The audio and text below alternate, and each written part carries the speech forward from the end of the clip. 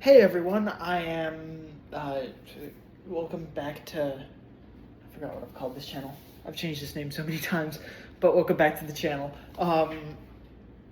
So, last video I talked about getting a saltwater aquarium. This is kind of my second video in that journey. So, to more introduce myself, I'm a fish keeper first and foremost on this YouTube channel, but I'm also I guess I'd say like a student journalist at this point. I've written professional articles about fish, and I want to help and while I've written professional articles about fish, I want to help bring my experience in the hobby to you. Um, so not only are we going to talk about professional, not professional. So this video series is also to help share my experiences as a fish keeper to you, and this series is about making my second saltwater aquarium. So obviously my first one, it's slowly starting to die. The Fluval Evo wasn't exactly made to last, but this new one, it's sleeker, it's nicer, it's a water box. I heard great things, and I was like, you know what? Yeah, we'll do a water box this time. So with this series, I'm gonna talk about what I'm doing differently this time. And so, yeah, I'll talk about the updates I made and kind of what I did when building this tank and the updates I've got on this tank, because obviously it's sanded, it's slided, and it's running with water. Also, check out my Instagram. I think it's like Joe Shark 06 or something like that. I think it is Joe Shark 06. I'll plug it in here. But yeah, check out my Instagram. I do lots of cool fish posting. I talk about the aquascapes. I just post about fish on there, and then I post about my cats because I'm a cat dad. So yeah, go check that out. And if you want to check out my professional journalism account, I think it's Joseph Neuenschwander 06. So yeah, please check both of those out. I would really hope you do. So my first big key takeaway, and I think the biggest of them all, is we as a hobby, I think the saltwater hobby needs to rethink the way that they structure the way the tanks run. And I think this has kind of been changing with the tide pool tanks. I've seen a lot of people go heavy reef tanks. Here's how we're going to do a reef tank. But I think we need to think, what does a reef actually look like? So, and maybe that's the actual vibe that people are thinking of, but that wasn't the vibe I first got when I entered the reef keeping hobby. I started keeping corals. So I've been thinking, what does the actual reef look like? And when I started this, I started with my aquascape, which is, I thought, well, what's an actual reef gonna look like? What part of a reef do I want to mimic? Do I want like a flat surface with lots of rocky edges? Do I want a big arch? What do I want? And so I took the arch and I combined it with a couple of other things, and what I made was this really nice drop-off slope. And here, we'll take a look at it right now. So yeah, this is it. It looks really good. I think it's going to have lots of great places for coral.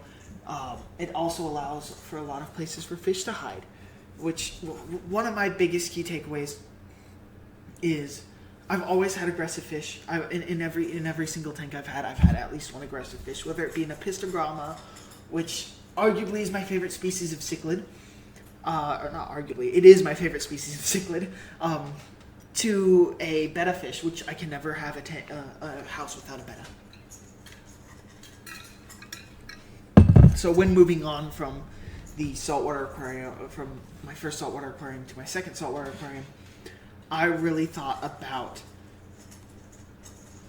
my, how do I give these fish a way out? And so with my clownfish, I found that this really provided a lot of hidey holes, but it also provided a lot of places where I could see them stick out, but the clownfish couldn't. But it might be a pain in the butt to scrape off the algae. That's the one con I have. But I really do love it. So yeah, that was my first key takeaway, is my aquascape and my thought around this had to change. So those are my first 2 key takeaways. My third key takeaway is that I want to do less. I want to do less water changes. Water changes have always been the problem child for me on this tank. My mother didn't like to do them. I don't like to do them, or I do like to do them, but right now, it's, as a college student, it's much harder to do them. So I tend to hold them off to the end of the week. But I've also been having problems with ammonia. So I'm thinking about getting the plants of the saltwater world, which is macroalgae. And macroalgae does the same thing as plants, where it takes a lot of the ammonia and it, cools it off. It feeds on the ammonia, which is what your aquarium plants do. So yeah, there's that. My next key takeaway is my lighting. I never really liked the Flivol Evos light. I really wanted to rethink the way I was doing lighting. And I know this is all negative, but I feel like the negatives did lead to positives here. My lighting, I have now a sunrise and sunset mode, once again mimicking the reef, so it allows everything, even nocturnal creatures, to come out, which I think it's beautiful. So yeah, for me, having that lighting, it's another beautiful thing that allows for me to see more of my fish at different times of the day. So yeah, there's that. My positive key takeaways. My first positive is this really taught me to keep on a schedule. This really taught me to keep on a schedule. I never really had, when I was doing this, I never really had a schedule for fish keeping. I fed when I wanted to. I did this when I wanted to. But, like, if I don't do, but if I missed a day, oh well. But now it's less about, like, doing less, and now it's about doing less, but also allowing that less to bring me more happiness. So I really wanted a tank. I really want to, my first tank taught me to dose more, and so I've been dosing iodine, I've been dosing calcium, and my corals look better than ever. I lost so many corals, and they taught me so many lessons about how to keep them. I am now like I love LPS. I'm not having a tank without LPS, and I want to go into SPS a little bit. Bird's nest coral. The bird's nest coral was arguably my biggest teaching moment, because I lost that coral even after 2 weeks of not doing a water change. And losing that coral, it was freaking devastating, because it was such a nice coral. So yeah, I'm gonna get another bird's nest, and I'm gonna, I was doing so well with it, I have to do it again, So yeah, that was my first really big teaching moment of, like, this is very different from, it's not so different, but it's also very different from your regular aquarium hobby. It's much harder to lose everything, but you can also have a lot. My second thing is the fish. Watching these fish, it's just, like, amazing.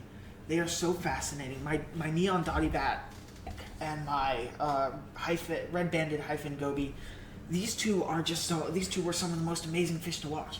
And I love my pistol shrimp, and I like, not having these fish is a tragedy to me. So having these fish back, it's just so nice.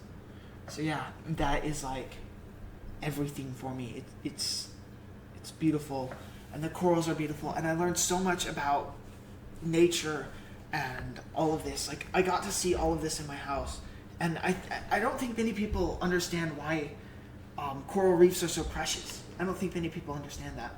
So this tank really let me, like, I already understood that coral reefs were precious things, but it really let me learn. It really allowed me to learn to love a coral reef, and it allowed me to enjoy a coral reef in a way I've never had before. And that is, like, just one of my key takeaways, is that I've learned to respect nature, because I've learned things that I don't think I would have if I hadn't. So yeah, please like and subscribe. This video is unfortunately coming to an end. So yeah, I know most of these were negative, but please, if you have any key takeaways from your aquarium, or if you want to correct me on something, or if you're a new beginner, please leave a comment, leave a like. Please don't crucify me in the comments too badly. Have a good day. Bye-bye.